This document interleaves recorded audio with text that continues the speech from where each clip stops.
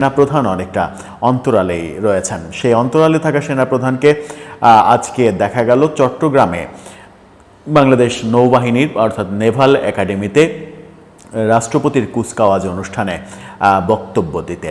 নৌবাহিনীর এই অফিসার ক্যাডেটদের, কমিশনপ্রাপ্ত ক্যাডেটদের রাষ্ট্রপতি কুচকাওয়াজ অনুষ্ঠিত হলো। সেখানে তিনি বক্তব্য রাখলেন। কি বললেন তিনি? অনেক দিন পর প্রায় 7-8 মিনিটের বক্তব্য শোনা গেল সেনাপ্রধানের। সেখানে কি বিশেষ কোনো বার্তা পাওয়া গেল? সেই আলোচনাই করবো এই ভিডিওতে। থাকছিলাম অনেকদিন পর সেনাপ্রধানের কোনো বক্তব্য পাওয়া গেল, সেনাপ্রধানকে প্রকাশ্যে দেখা গেল। আজকে চট্টগ্রামে নেভাল একাডেমিতে নৌবাহিনীর যে কমিশনপ্রাপ্ত ক্যাডেটদের রাষ্ট্রপতি কুচকাওয়াজ, সেই অনুষ্ঠানে তিনি বক্তব্য দিলেন। রাষ্ট্রপতি কুচকাওয়াজ হলেও সেখানে রাষ্ট্রপতির উপস্থিতি আমরা দেখিনি। সেই অনুষ্ঠানে 7-8 মিনিটের একটি বক্তব্য দিলেন সেনাপ্রধান। সেই বক্তব্যে তিনি দেশের রাজনৈতিক পরিস্থিতি এবং সার্বিক কোনো অবস্থা নিয়ে সরাসরি কোনো কথা বলেননি। ক্যাডেটদের উদ্দেশ্যে নানা রকমের উপদেশমূলক বক্তব্য দিয়েছেন এবং উল্লেখযোগ্য ব্যাপার এখানে একটাই, সেটা হচ্ছে যে তিনি বক্তব্য শুরু করেছেন মহান স্বাধীনতা যুদ্ধের শহীদ এবং দেশে বিদেশে বাংলাদেশের সার্বভৌমত্ব রক্ষার জন্য যারা প্রাণ দিয়েছেন তাদের স্মৃতির উদ্দেশ্যে স্মৃতি স্মরণ করে তাদের স্মৃতির প্রতি শ্রদ্ধা জানিয়ে তিনি বক্তব্য দিয়েছেন। এর আগেও সেনাপ্রধানের একাধিক বক্তব্য আমরা দেখেছি। তার বক্তব্য নিয়ে অনেকে বিতর্ক করার চেষ্টা করেছেন যে তিনি ৭১-এর মুক্তিযুদ্ধের কথা বলছেন, মুক্তিযুদ্ধের শহীদদের স্মৃতির উদ্দেশ্যে শ্রদ্ধা জানাচ্ছেন, কিন্তু ২৪-এর জুলাই আন্দোলনের শহীদদের শ্রদ্ধা জানাচ্ছেন, এরকম অনেক বিতর্ক উঠেছে। কিন্তু সেনাপ্রধান তার জায়গায় এখনও বলিষ্ঠ ভূমিকাতেই আছেন এমনটাই মনে হলো। তিনি মহান মুক্তিযুদ্ধের শহীদদের শ্রদ্ধা জানালেন এবং তিন বাহিনীর বিভিন্নভাবে দেশে বিদেশে যারা শহীদ হয়েছেন, দেশের সার্বভৌমত্ব রক্ষার জন্য যারা শহীদ হয়েছেন তাদের প্রতি শ্রদ্ধা জানালেন। তার বক্তব্যে মূলত নৌ ক্যাডেটদের নানা পরামর্শমূলক বক্তব্য উঠে আসলো। নৌবাহিনীকে আধুনিকীকরণ করার জন্য অনেক ব্যবস্থা নেওয়া হচ্ছে, সেই বক্তব্য উঠে আসলো। কিন্তু অনেকের প্রত্যাশা অনুযায়ী দেশের সার্বিক পরিস্থিতি নিয়ে একটি কথাও আসেনি। স্বাভাবিকভাবে আসার কথাও নয়। অন্য একটা বাহিনীর কুচকাওয়াজে তিনি গিয়েছেন, সেখানে দেশের রাজনীতি নিয়ে কেন কথা বলবেন এই প্রসঙ্গ তো আসেই। কিন্তু দেশে যখন অনেক কাণ্ড ঘটে যাচ্ছে, নির্বাচন নিয়ে সেনাপ্রধানের যে প্রত্যাশা, সেই প্রত্যাশা পূর্ণ হচ্ছে না। সেই প্রত্যাশার বাইরে গিয়ে প্রধান উপদেষ্টা এপ্রিলে নির্বাচনের কথা বলেছিলেন। এরপরে লন্ডন বৈঠকের পরে ফেব্রুয়ারিতে নির্বাচনের সম্ভাবনা অনেকে দেখছেন। নির্বাচনকালীন সময়ে সেনাপ্রধান সরকারের দেয়া দায়িত্ব পালন করবে, এরকম আমরা গত সপ্তাহে সেনাবাহিনীর প্রেস ব্রিফিংয়ে শুনতে পেয়েছিলাম। প্রেস ব্রিফিং থেকে বলা হয়েছিল যে সরকার নির্বাচনে সেনাবাহিনীকে যেভাবে যে ভূমিকা পালন করতে বলে সেই ভূমিকায় পালন করবে।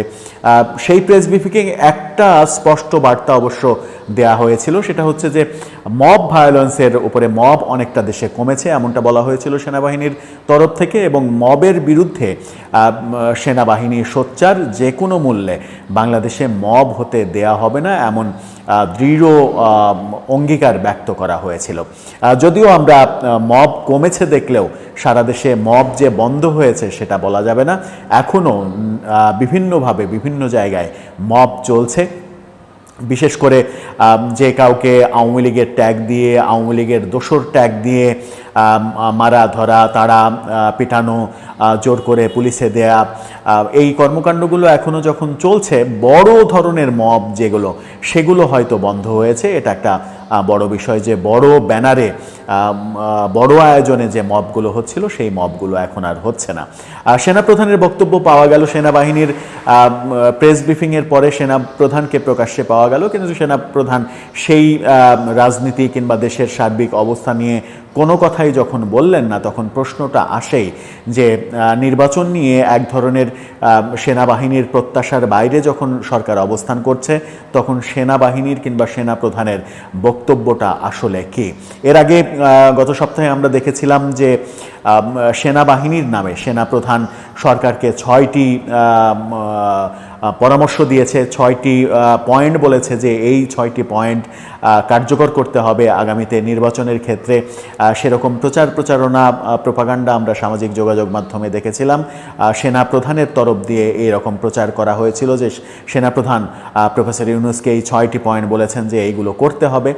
কিন্তু পরবর্তীতে আমরা দেখেছি যে সেনাবাহিনীর তরফ থেকে, আইএসপিআরের তরফ থেকে সেই প্রচারণা ফেক, গুজব এমনটা ঘোষণা করা হয়েছে। সব মিলে সেনাবাহিনীর সরকারের অবস্থান যখন স্পষ্ট, সেনাবাহিনীর প্রত্যাশার থেকে আলাদা, তখন সেনাবাহিনীর বক্তব্য কিংবা সেনাবাহিনীর প্রকৃত অবস্থান স্পষ্ট হওয়া যায়নি। আজকে সেনাপ্রধানের বক্তব্যেও তেমনটা স্পষ্ট কোনো ইঙ্গিত পাওয়া যায়নি। তাহলে সেনাবাহিনীর অবস্থানটা আসলে কি? সরকার যেভাবে ডিলে নির্বাচন করার প্ল্যান করছে, সেটাতেই কি সেনাবাহিনী একমত হবে? আবার অনেকে প্রশ্ন করতে পারে যে সরকার কখন নির্বাচন করবে কি করবে না, তাতে সেনাবাহিনীর কি যায় আসে? সেনাবাহিনীর অবশ্যই যায় আসে, কারণ 5 আগস্ট সরকার পতনের পরে, শেখ হাসিনা সরকারের পতনের পরে সেনাপ্রধানই সমস্ত রাজনৈতিক দলকে ডেকেছিলেন, ডেকে নতুন সরকার কিভাবে গঠন করা হয় সেই প্রক্রিয়া 8 আগস্ট ইউনূস সরকারের শপথের ক্ষণ পর্যন্ত, শপথ নেওয়া পর্যন্ত যত কার্যক্রম, সেগুলো কিন্তু সেনাপ্রধানের নেতৃত্বেই হয়েছিল এবং সেনাপ্রধানই বলেছিলেন যে আপনারা আমার উপরে আস্থা রাখুন, ভরসা রাখুন, দেশ বিশৃঙ্খল অবস্থার দিকে যাবে না, দেশ ঠিকভাবে এগোবে। সেই কারণেই বলা হয় যে এই যে সরকার গঠন হয়েছে, এই যে সরকার চলছে, এই সরকার গঠন এবং চলার পেছনে সেনাপ্রধান এবং সেনাবাহিনীর ভূমিকা যেমন রয়েছে, আবার আরেকটা ব্যাপার যে সেনাবাহিনীকে এখনও মাঠে রাখা হয়েছে, ম্যাজিস্ট্রেসি ক্ষমতা দিয়ে মাঠে রাখা হয়েছে। একটা সুশৃঙ্খল বাহিনী, যাদের দায়িত্ব মূলত দেশের সার্বভৌমত্ব রক্ষা করা, তারা কতটা এই সাধারণ মানুষের মধ্যে কতদিন আর থাকবে, কতদিন তারা এই মাঠে ঘাটে ঘুরে বেড়াবে, এটাও একটা বড় ব্যাপার। কারণ সেনাবাহিনী যদি বেশি দিন মানুষের মধ্যে বিরাজ করে, তাহলে সেনাবাহিনীর যে গাম্ভীর্য, ভাব গাম্ভীর্য, সেনাবাহিনীকে সাধারণ মানুষ যে এখনও আলাদা অবস্থানে ভাবে, সেই অবস্থানটা অনেকটা নষ্ট হয়ে যাবে। পুলিশের মতো আচরণ করা শুরু করবে মানুষ সেনাবাহিনীর সঙ্গে। সেই কারণে সেনাবাহিনী চাইবে যত দ্রুত নির্বাচন হোক, ততই তারা দ্রুত ব্যারাকে ফিরে যেতে পারবে। এই কারণে সেনাবাহিনীর সঙ্গে নির্বাচন এবং সরকারের কর্মকাণ্ডের একটা যোগসাজশ, একটা সম্পর্ক থাকা উচিত। দর্শক, আপনার কি মনে হয় শেষ পর্যন্ত সেনাবাহিনীর সেনাপ্রধানের অবস্থানটা কি হবে? বাংলাদেশের অভ্যন্তরে অনেক কিছু হয়ে যাচ্ছে, বাংলাদেশের রাজনীতি নিয়ে অনেক কথা হচ্ছে, নির্বাচন নিয়ে অনেক কথা হচ্ছে। এই অনেক কথার মধ্যে অনেকদিন সেনাপ্রধানের ব্যাপারে কোনো আলোচনা হয়নি।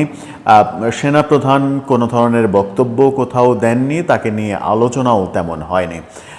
নির্বাচন কর্মকাণ্ড এগিয়ে আনা, পিছিয়ে দেওয়া, এরকম অনেক তর্ক বিতর্ক, লন্ডনে বৈঠক, সেই বৈঠককে কেন্দ্র করে দেশে একাধিক দলের গোস্বা করা, অনেক কিছুই আমরা রাজনীতিতে দেখছি। ঠিক অনেক কিছু দেখার মাঝে সেনাবাহিনী অনেকটা, সেনাপ্রধান অনেকটা অন্তরালেই রয়েছেন।